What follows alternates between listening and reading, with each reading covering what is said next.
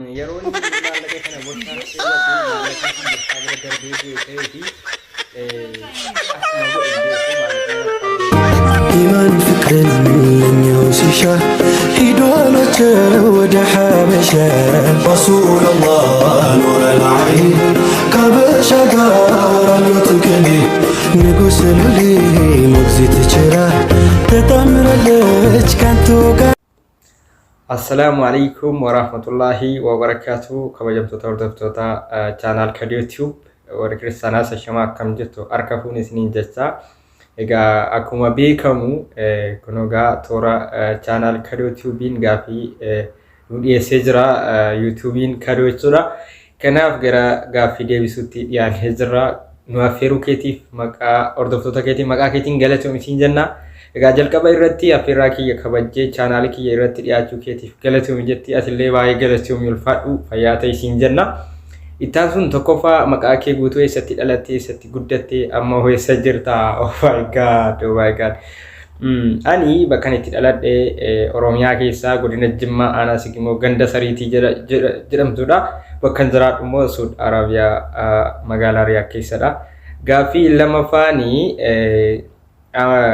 lamaffaa amantaa islaamaa irraa maaltu si gammachiisa? Amantaa islaamaa irraa wanni na gammachiisu inni guddaani bira qaqqabaa fi fakkeessa yookaan wanti rabbitti fakkeessanuu fi wanti rabbiin bira qaqqaba waan hin jirreef kun gammachuu koo isa guddaadha. Sadaffaa egaa biyya baatee waggaa meeqa? Oh my god. Biyya ba'uun kee illee amma kanan turre waggaa sadiidha. Egaa biyya ba'ee waggaa sadiidha. Arfaffaa Qur'aana umurii meeqa osoo jirtu qaraate akkasumas kitaaba beeka qaraate kitaaba beeka qaraate Qur'aana osoo umurii meeqa jirtu qaraate. Oh my god. Dhugaa dubbachuu fi Qur'aana umurii xiqqaan eegalee garuu bakkaan hin geenye ammas Qur'aanatti jira akka kitaabaa sirbaaf dhiisaa qaraate akkasisiniin jedha. Gaaffii shanaffaa obsee jaazadha. Gaaffii koo Kadijaa fi kara deemaan maalitti waliif ooltu? Kadijaan anaaf waa hedduutti na oolti. Ni jalqabaa fi nyoo shaadataniiti kan walitti nu guduunfee jiru jechuudha. Kanaaf Kadijaan finyoo shaadataniiti biyyas waliin qabna, oromummaas waliin qabna, afaan tokko dubbanna. Kun baay'ee kan walitti nu fiduu fi tokkummaa keenya cimsuudhaa fi walitti dhufeenya keenya cimsu isa kaanis ni dhiisa jechuudha. Acha Jaafa Sumayaa Sikkoo Mandoo Jahamturraa fi galatoomi qaaliif gaarii intala mara qabeetti naaf jiraadhu bakkuma jirtutti isin jedha. Torbaffaa mudannoo kee waan nama kolfisiisuuf himi. Mudannoo nani qabu mudannoo baay'ee nama kolfisiisudha. Guyyaa tokko akka carraa ta'e mudannoo kanallee yeroo hedduu irra deebi'ee toora fi TikTok irratti dubbachaa ture. Akka carraa ta'e mana kaaffee yookaan mana bunaa affeerraa namaaf qopheessee keessumaa bakka biraarraa maatii kiyya dubbisuuf affeerraa qopheessee maallaqa qaba waan ta'eef affeerraa fudhee gara eenyuu deemuu qophaa'e jechuudha. Sana booda maallaqa borsaa keewwadhee yeroo maallaqa kana borsaa keewwadhu maallaqni kun borsaa bira darbee bu'e ta'ee fi akkuma godhin beeku maallaqni harkaa bu'eeran harkan jiru garuu affeerraa namaaf taasiseera. Nama sana jechuudha dhaqee bunaa fi shaayii dhunnee uumaa barbaachisu nyaanneeti. Namtichi na dura bu'ee bilbilitti dabalamnaani gadi ba'e jechuudha. Yeroo gadi ba'u kana keessa an maallaqa kaffaluu fi qophaa'eera waan ta'eef maallaqa innaan borsaa koo keessa kaa'u maallaqni badeera iddeen itti badan beekuun harkan jiru maallaqni harkan jiru. Lammuu eessa kiyyara qaddamtee achitti na liqimsee daafee du'ee oo namichi na dhaga'e namichaan silaa natti kaffala jedhee namicha dhurbeedha affeerraa kiyya waan ta'eef na affeeraa jira waan ta'eef. Kana booda akka ta'u dhabe achi keessatti akka dhaqeenii bakka akkas akkasii jedhe yaa hattuu jedhamee sarraatiin nyaata achi keessa hojjetu natti tarate oon namichi gabbaa'eera achi siqeera bilbila haasa'iraa oon namicha waame ammoo yeelloodha saalfiin biraa natti dhufaa jira bakka handaafeera achi keessatti bishaan ta'e achi keessatti bishaan ta'e. Sana booda abbaan mana kaaffee sanaa olii gad baay'ee na raasanii namichi bilbila haasa'e nan ture achi kadhee bakka ittiin goruu dhabe. Akka carraa ta'e bakka jawwaala tokkittiin ofirraa qabaa dhagaan keessa hin jiru shiriyaan keessa hin jiru kashaafa xiqqaa jechuudha. Nookiyaa jedhamte biyya keenyatti kan biyya kana biyya Suudiirraa achi dhuftedha jechuudha. Nookiyaa jedhamte xiqqaadha. Jawwaala kana qabaate amma maallaqa fidutti ganna dhiisaa yookaan na dabarsaa jedhee kadhadhe. Sanaan booda maal ta'e beektanii na dhiisuu didanii bakka na daddarbachuun jammare namichi sun na dhagaa jedhee daaficha cimaa keessa jira. Namni suni ol deebi'ee na dhagaa laata isa jedhamu daaficha na keessatti uumamaa kila qaba ina feere akkuma godheera umuriin biyya guddaa miti gaa ijoolleen waa shawwal jedhamee shakkama.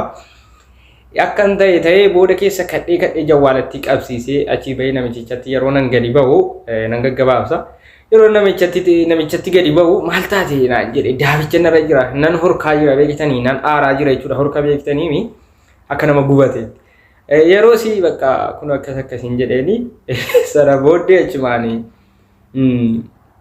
jawwaala qabsiisee bahee namichi maal jennaan dhagaa wayinee gaseessitti guuttadha dhagaan nama jalaa wal makate jawwaala namaa wal jalaa wal makatee asitti isaa fi na qabanii jennaan wal lollee jedhee akka kanatti namicha sossobee bahee mana ga'ee manni dhiyoo sirma magaalaatti naannee birrii fidee kan biraa birrii manaa fudheen silaa badeera. Birrii sana kaffalee jawwaala koo fudhee jechuudha. Mudannoo nan qabu guddaan isa kanadha jechuudha. 8ffaa umuriin kee beekaa. Umuriin koo dhugaa dubbachuuf gara toora TikTokiitii jedduu kana waan deemaa jirudha. Umuriin kiyya waggaa 14 gara 15 seenaa jira gara TikTokiitiin.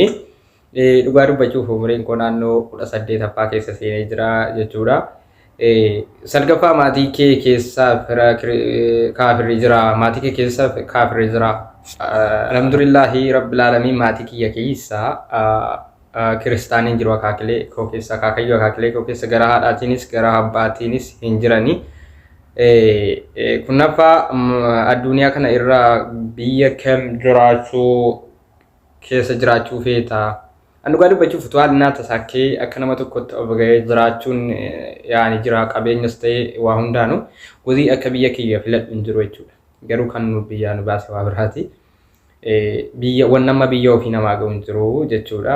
Quraana miti gaaffii 10 dhiifama. Gaaffii 11ffaan gaafa dura TikTok banattu maal itti hojjedha jettee banatte. Dhugaa dubbachuufi ani gaafa TikTok banadhu irratti nama kolfisiisa fa'i koomediyaanii fa'aa hojjedheeti irra caala dhugaa dubbachuu fi dhugaa keessa koo jirudha. Garuu booda eegan banadhees jijjiirama hedduu argeera. Namoota sirban kanallee akkan sirbine nan gorsa yaaleera irratti hojjedheerasi.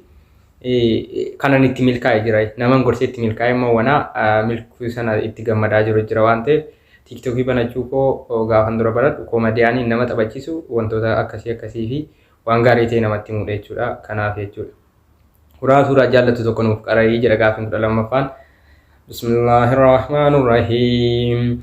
Qul huwa Allahu ahad, Allahu samad, lam yalid wa lam yulad wa lam yakul lahu kufuwan ahad. Suuraa kana baay'ee jaalladha. Suuraa hundayyuu nan jaalladha garuu suuraa kana nan jaalladha jechuudha.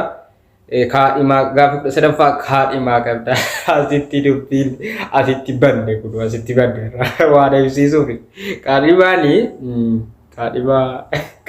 qabdaan nan kolfa toora TikTok irraa kaadhimaa barbaadachaa jira. Alala immoo gara toora YouTube channel kadootiiwwan kana barbaadatu ta'a kana barbaadan asumaan beeksisanii hin qabu. Walumaa galatti kaadhimaa hin qabu. Arfaffaa ijoollee musliimaa kan amantaa namaa xiqqeessanii maal dhaamta kan yeroo hedduun dhaamaka. Toora TikTok irratti illee kun dhaamsa kiyya guddaa ture. Dhugaa dubbachuu fi rabbiin na arga.